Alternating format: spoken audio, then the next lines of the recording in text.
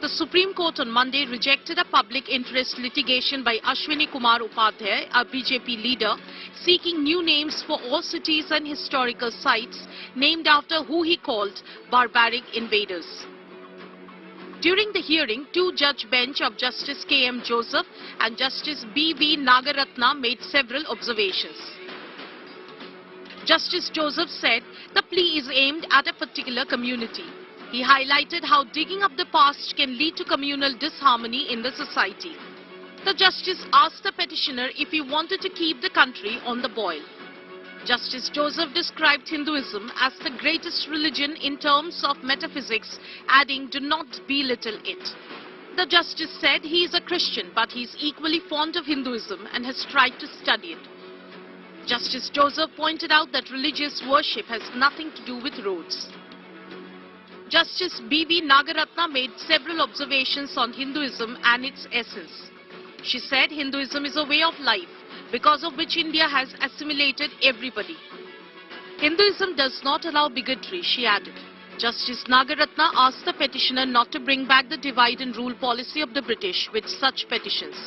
She said historical facts cannot be wished away and that the country has many other problems to address.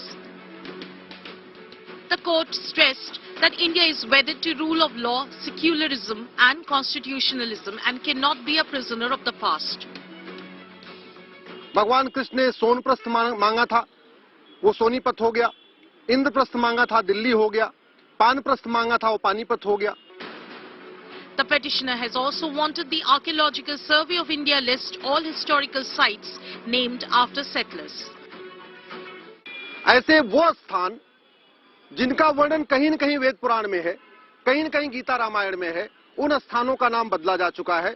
हम आजादी की 75वीं वर्षगांठ मना रहे हैं, तो हमें ये अधिकार है कि हमारे कम से कम जिन स्थानों का वर्णन वेद पुराण में है उनका पुनः नामकरण किया जाए। सेकुलरिज्म का मतलब ये नहीं होता कि हमारे जो धार्मिक स्थान है, जो ऐतिहासिक स्थान है, जो सांस्कृतिक स्थान है, वो आक्रांताओं के नाम पे चले। The Supreme Court bench of Justices K.M. Joseph and B.V. Nagaratna, while dismissing the PIL by Ashwini Kumar Upadhyay, said that no nation should be allowed to become a prisoner of its own past. The bench in its order stated that the history of no nation should impact its current and future generations to such an extent that the succeeding generations become a prisoner of the country's own past.